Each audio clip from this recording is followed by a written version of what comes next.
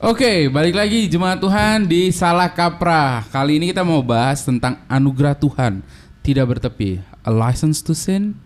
Nah, jadi kita akan membahas tentang anugerah. Apakah karena anugerah kita boleh melakukan hal-hal yang dilarang oleh Alkitab atau dilarang oleh Tuhan? Mari kita bahas lebih lanjut bersama Ko Yosef hari ini. Kok Ya. Pertanyaan pertama pasti arti anugerah itu sebenarnya apa gitu? Oh, oke. Arti anugerah. Arti ya. anugerahnya dulu gitu. Ya, kita berangkat dari arti dulu ya. Iya. Nah, anugerah ya sering ditulis juga dengan kasih karunia. Ya. Nah, apa arti anugerah? Itu pengertiannya adalah pemberian, ya, tetapi diberikan oleh pihak yang superior kepada yang lebih inferior, gitu. Ya, dalam hal ini dari Tuhan kepada manusia.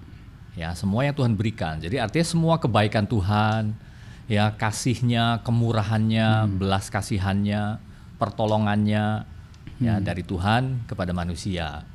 Ya, itu artinya. Nah, dalam membahas arti ini, ya, saya juga sekaligus akan sampaikan ya mengenai satu kebenaran yang penting. Ya, jadi kalau orang yang mempelajari ya teologi itu membagi anugerah ya dalam dua golongan. Nah, yang pertama disebut anugerah umum, ya, common grace gitu, Common ya, grace. anugerah umum. Nah, anugerah umum ini Tuhan berikan kepada manusia tanpa memandang apakah manusia itu orang percaya atau bukan. Ya, jadi ini Tuhan berikan kepada semua manusia. Ya, termasuk orang percaya, orang tidak percaya, orang baik, orang benar, ya, orang jahat. Ya, Yesus katakan bahwa Bapa memberikan matahari, ya, baik bagi orang jahat maupun orang baik. Ya, Tuhan juga menurunkan hujan bagi orang benar maupun orang tidak benar. Ya, ini anugerah umum. Nah, berupa apa saja anugerah umum ini? Misalkan berupa apa yang Tuhan berikan melalui alam. Ya. Yesus sudah menyebutkan matahari. Ya, kita mengerti lah bahwa alam ini Tuhan topang ya dengan kuasanya. Jadi kalau Tuhan tidak menopang, kuasanya tidak bekerja atas alam semesta, maka bumi ini tidak mungkin bisa menjadi habitat bagi manusia. Ya, jadi ada tangan Tuhan, itu anugerah umum. Nah, kemudian ada lagi anugerah dalam hal si manusianya, Tuhan berikan intelektual. Ya, Tuhan berikan kreativitas. Nah, ini tanpa pandang bulu boleh dibilang. Ya, itulah sebabnya orang pintar, ya, orang asal belajar dia mencari, ya, orang yang punya bakat-bakat tertentu itu tidak dipandang apakah dia orang percaya atau bukan. Ya, pokoknya Tuhan berikan. Ya, mungkin nggak semua orang, sebagian orang, tapi pokoknya ukurannya bukan ini orang kenal Tuhan atau bukan. Ya, itulah sebabnya orang kalau dia tekun, dia belajar dan memang Tuhan berikan bakat, dia bisa menjadi ilmuwan, ya, menjadi penemu misalkan. Atau orang yang menghasilkan karya seni yang indah. Ini kan nggak semuanya orang percaya. Ya. Jadi dari situ juga lalu kita melihat kenapa teknologi itu terus berkembang. Dan akhirnya ini kan dinikmati oleh semua orang juga. Ya, dalam banyak hal hidup jadi lebih mudah. Ya, ini semua adalah karena Tuhan memberikan anugerah yang umum tadi. Ya, nah, kemudian ada lagi yaitu moral. Ya. Moral ini juga Tuhan berikan sebagai anugerah umum. Ya. Nah, di Roma, ya, di kitab Roma dikatakan bahwa Tuhan itu memberikan hukum Taurat, ya, tetapi bangsa-bangsa yang tidak mengenal ini istilah hukum Taurat, ya, tetapi mengikuti tuntutan-tuntutan hukum Taurat, itu menunjukkan bahwa hukum Taurat itu ada tertulis di dalam hati mereka. Nah, orang boleh menafsirkan ini sebagai moral, ya, jadi sebenarnya moral ini Tuhan berikan tujuannya sebagai pembatas. Ya, atau sebagai satu koridor supaya manusia tidak lewat gitu. Ya, Tuhan taruh di dalam hati nuraninya. Ya, dikatakan juga pada waktu pikiran mereka saling menuduh dan saling membela. Ya, itu hukum Taurat itu ada tertulis dalam hati mereka. Nah, jadi sebenarnya orang di dalam hidupnya itu ada pembatas. Nah, pembatas ini adalah anugerah juga. Karena sekali pembatas ini Tuhan ambil, ya, maka orang itu bisa menjadi sejahat-jahatnya. Ya. Nah, itulah sebabnya Alkitab sering pakai istilah, misalkan Tuhan menyerahkan mereka kepada pikiran-pikiran yang terkutuk. Nah, itu berarti Tuhan angkat anugerah ini. Tuhan membiarkan manusia menjadi seperti apa adanya, ya. Oke. Dan bisa menjadi sangat jahat sekali. Ya. Bisa jahatnya itu jauh lebih jahat dari binatang. Ya, binatang hanya memakai naluri, tapi manusia karena dia punya intelektual, dia punya kreativitas. Begitu anugerah moralnya diangkat oleh Tuhan, dia akan menjadi jahat luar biasa. Ya. Jahatnya kreatif. Nah, jahatnya kreatif betul. Jahatnya sangat-sangat berbahaya. Nah, kemudian ada lagi anugerah yang kita katakan sosial. Ya. Nah, di dalam konteks ini manusia punya kemampuan ya untuk membangun hubungan sosial. Itulah sebabnya kita juga mengenal ada institusi keluarga, masyarakat, ya, negara. Nah, ini juga anugerah umum.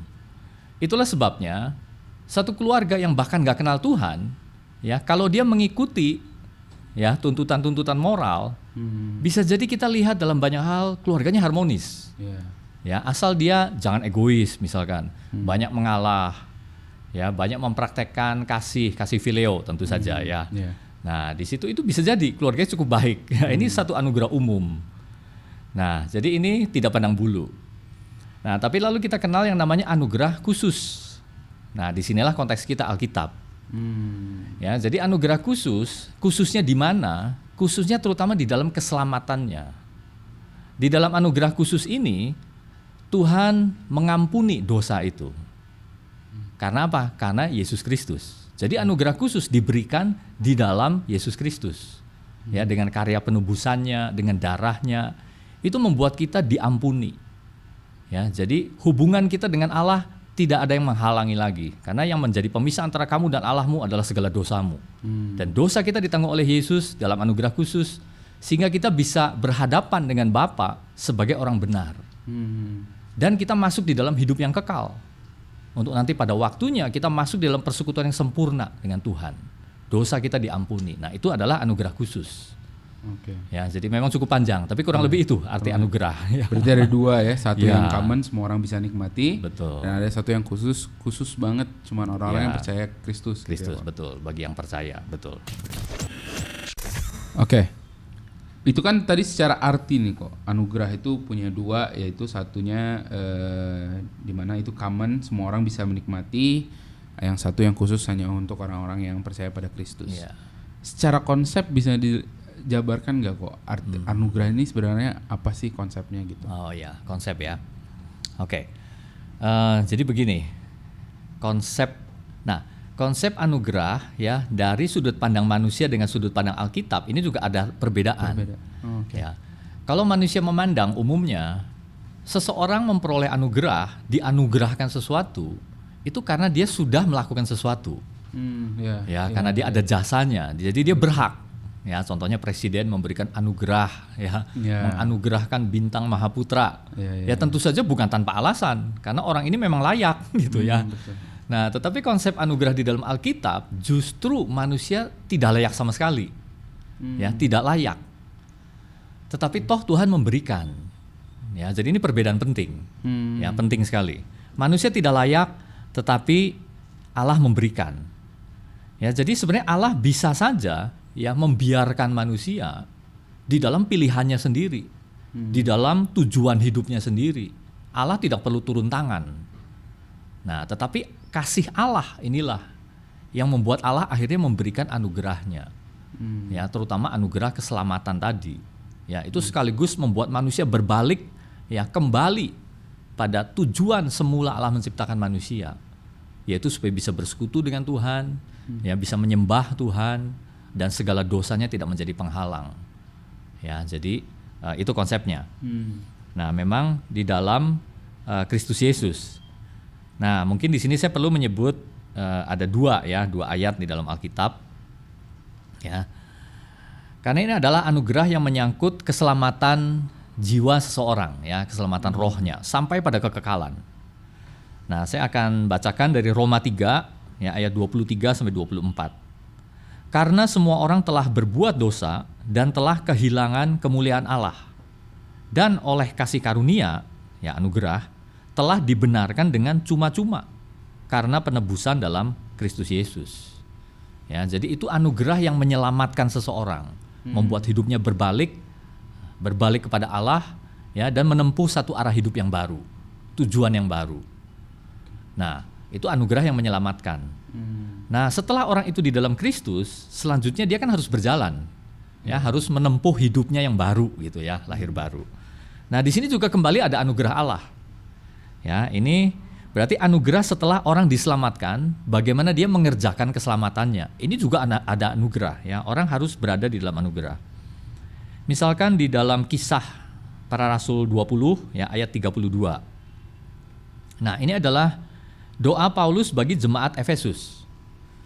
Jadi waktu ceritanya Paulus mau meninggalkan jemaat ini. Tapi Paulus tahu bahwa sepeninggal dia, di dalam jemaat ini akan muncul serigala-serigala gitu ya. Orang-orang yang berusaha menyelewengkan, ya penyesat-penyesat gitu. Nah, tetapi kita lihat apa yang Paulus yakini di sini. Ya, Kisah 20 ayat 32. Dan sekarang aku menyerahkan kamu kepada Tuhan dan kepada firman kasih karunia-Nya yang berkuasa membangun. Ya, yang berkuasa membangun kamu dan menganugerahkan kepada kamu bagian yang ditentukan bagi semua orang yang telah dikuduskannya. Ya, jadi ini anugerah yang punya kuasa untuk orang itu tetap dibangun, tetap berada di dalam keselamatan. Ya, tetap dilindungi. Nah, satu lagi di Roma 5 ayat 21. Ya.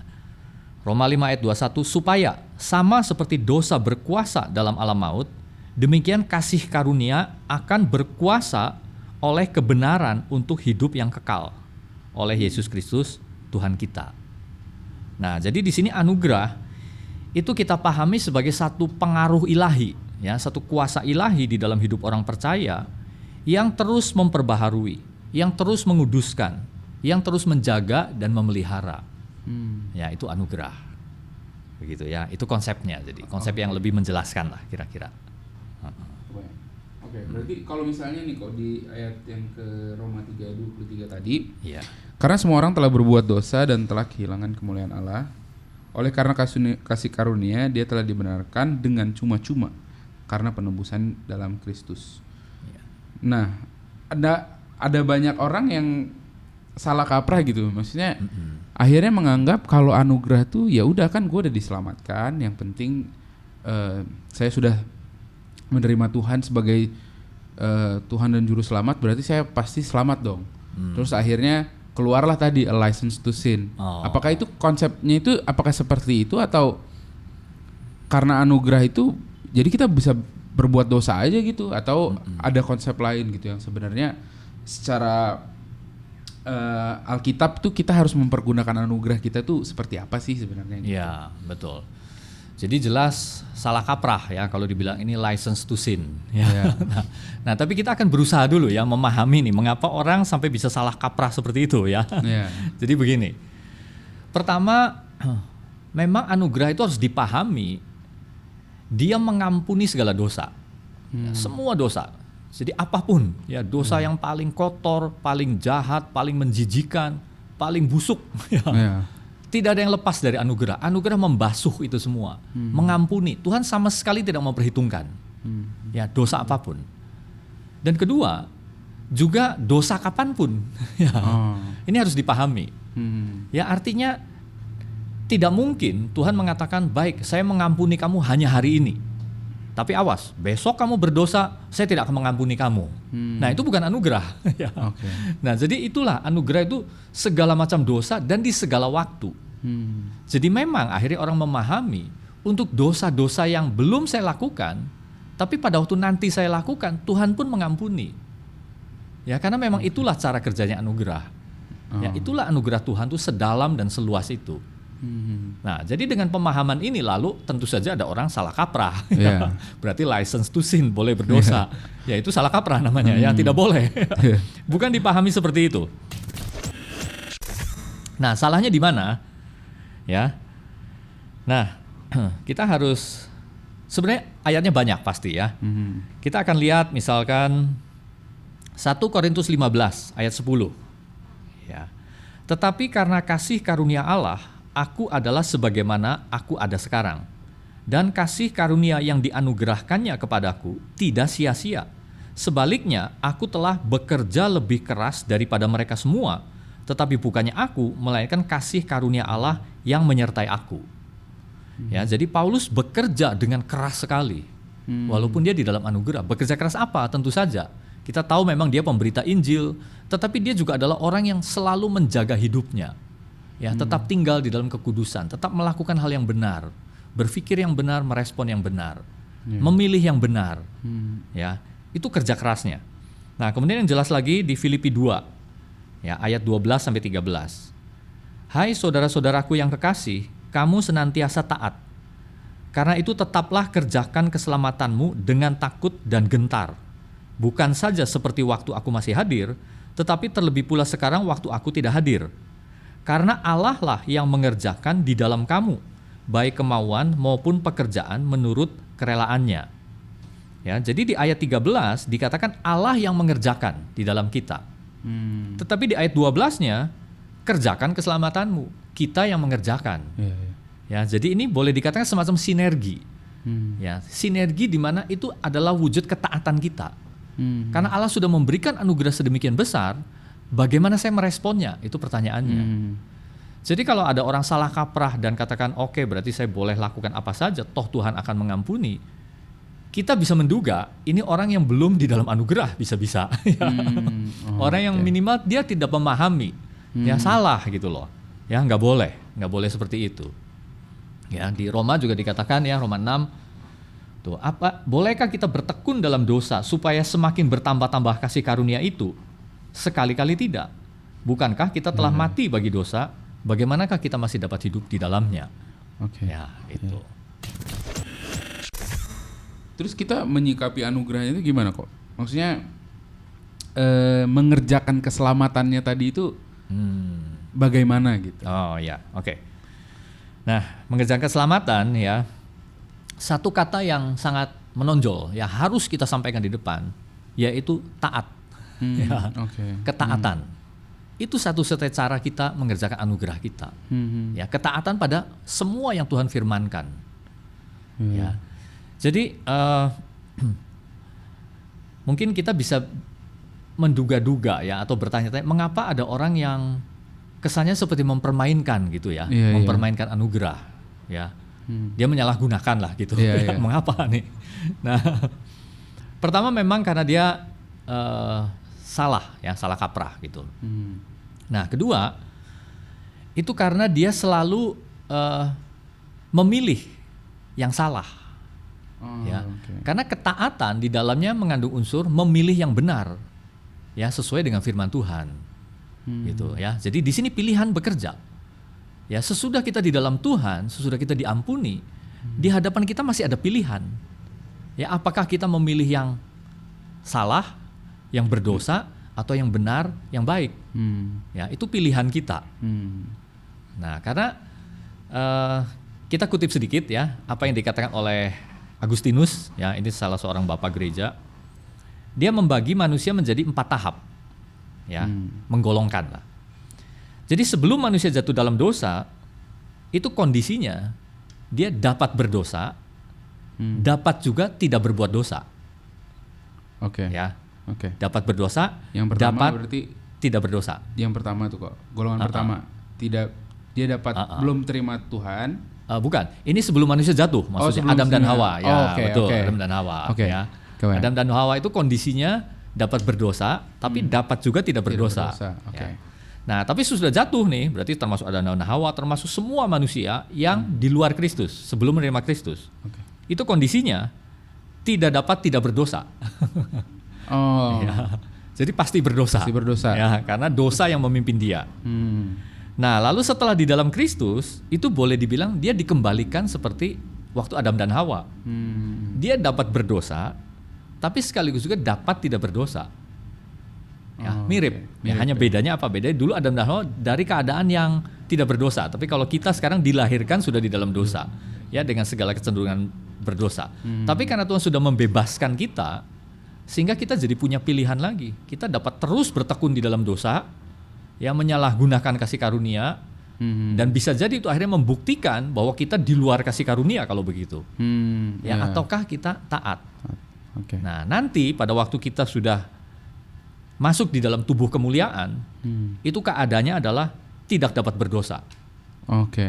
Gitu. Ya, itu empat stage lah. empat Ya, nah, stage-nya. sekarang kita ada di tahap yang Ketiga, ketiga, betul. Sudah lahir baru. Ya, jadi ada pilihan di situ. Nah, disitulah manusia lalu memilih yang salah. Ya, memilih untuk tidak taat. Sehingga dia menyalahgunakan kasih karunia. Ya, hati-hati. Jangan-jangan itu hanya membuktikan bahwa dia sebenarnya ada di luar kasih karunia. Oke. Gitu ya. Oke, berarti kata kuncinya itu adalah taat, ya Taat, kok. betul. Ya. Mungkin kita akan bertanya-tanya ya. Kalau orang menyalahgunakan kasih karunia misalkan ya. Iya. Atau dia lebih banyak tidak taatnya lah. Di dalam hidup kekristenannya, dia punya pilihan, dia lebih banyak memilih yang tidak taat. Walaupun lalu dia bertobat misalkan ya. Terus dia tidak taat. Kira-kira apa akibatnya? Iya. Nah, sebenarnya di sini juga Alkitab banyak memberikan contoh. Yang jelas akibatnya adalah dia akan menderita banyak kerugian di dalam hidup ini. Ya, menderita banyak kerugian. Kita bisa lihat banyak contohnya. Misalkan Daud, ini kan banyak kita jadikan teladan. Iya. Ya, tapi kita lihat Daud juga sering kali dia memilih pilihan yang salah. Tapi pada saat sekaligus juga Alkitab menunjukkan apa akibatnya.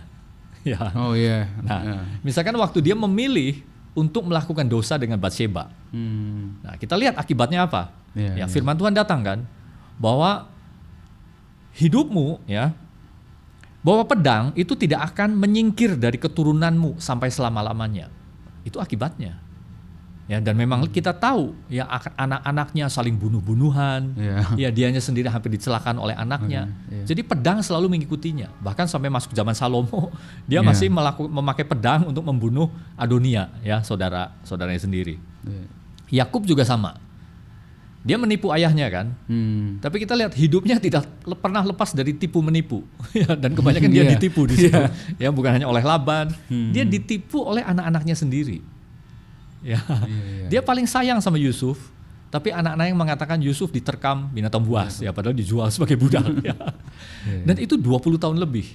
Yakub memendam kepahitan, kesedihan. Ya, dia terus merasa kehilangan. Kita tahu kan, sampai akhirnya waktu saudara-saudara memberitakan Bapak Yusuf masih hidup, katanya. Ya, itu kita lihat dari responnya dia belum bisa lepas dari dukanya.